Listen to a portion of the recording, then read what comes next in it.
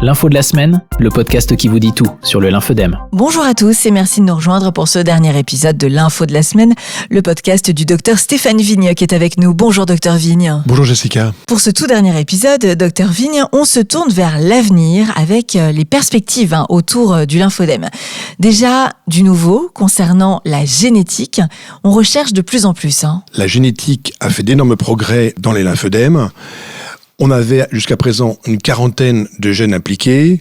Maintenant, nous avons accès à l'exome, c'est-à-dire à tous les gènes exprimés dans l'organisme, mais également aussi au génome, grâce au plan France Médecine Génomique 2025, qui permet de rechercher encore d'autres causes beaucoup plus rares et beaucoup plus difficiles à trouver pour le lymphodème. Des avancées également pour la prévention. Ah oui, la prévention est un élément majeur. Ça a commencé par la technique du ganglion sentinelle pour le sein, avec beaucoup moins de lymphodème. Et cette technique va probablement s'étendre à d'autres cancers, en particulier le col utérin, mais également d'autres cancers où on faisait des curages ganglionnaires étendus, là aussi pour diminuer l'incidence du lymphodème. De même, la radiothérapie s'est améliorée avec une meilleure dosimétrie, un meilleur contrôle de la radiothérapie qui fait que là aussi on espère une diminution des conséquences de la radiothérapie et donc du risque de lymphodème. Est-ce qu'il y a du nouveau concernant les médicaments pour guérir le lymphodème ? Alors toujours pas de guérison possible actuellement, mais beaucoup de recherches sur les médicaments pour essayer justement d'empêcher cette séquence, c'est-à-dire le passage du liquide à la phase solide tissulaire du lymphodème, notamment adipeuse ou tissulaire avec de la peau épaissie. Et donc de nombreux essais ont été faits pour essayer de bloquer ces phases. Pour l'instant encore chez l'animal, pas toujours concluant, mais la recherche avance beaucoup dans ce domaine. Et en chirurgie du lymphodème, pour traiter, est-ce qu'on a du nouveau ? Alors beaucoup de chirurgies s'intéressent au traitement des lymphodèmes.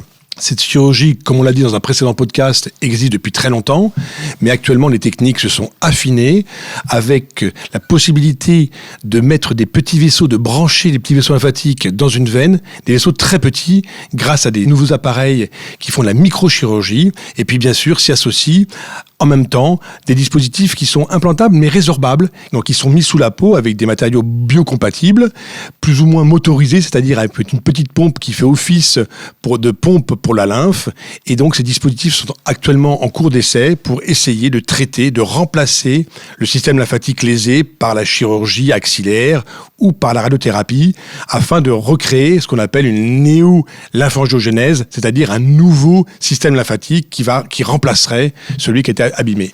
Et enfin, on parle de plus en plus de thérapie génique. Ah oui, alors la thérapie génique est encore une autre piste intéressante. L'objectif étant de stimuler, de refaire là aussi de nouveaux lymphatiques grâce à l'injection d'éléments, c'est assez complexe, de ce qu'on appelle de vecteurs qui vont aller faire fabriquer un élément qui va recréer à nouveau un système lymphatique, un nouveau circuit, un nouveau réseau pour remplacer là aussi l'ancien réseau ou du moins le réseau qui a été altéré par les traitements anticancéreux. Là, beaucoup d'espoir avec ces thérapies géniques qui sont en cours d'expérimentation. Il se passe beaucoup de choses en fait autour du lymphodème. Oui, finalement, ça paraît très, entre guillemets, très lent pour les patients ou pour les docteurs, mais beaucoup de recherche est faite, en particulier sur le lymphodème, grâce aussi à l'apport de la recherche sur le cancer, puisque beaucoup de cancers se développent, se disséminent par voie lymphatique, et donc la recherche dans le cancer est aussi une avancée pour la recherche dans le lymphodème. Merci beaucoup, docteur Stéphane Vigne, pour ces avancées, effectivement, qui laissent beaucoup d'espoir. Merci à vous pour toute cette série de podcasts. Vous nous avez vraiment appris énormément de choses. Ça a été très utile pour les patients. Merci et bravo à vous. Merci Jessica et à bientôt. À bientôt pour de prochains podcasts, pour la saison 2. Au revoir. Au revoir et merci à vous tous pour votre écoute.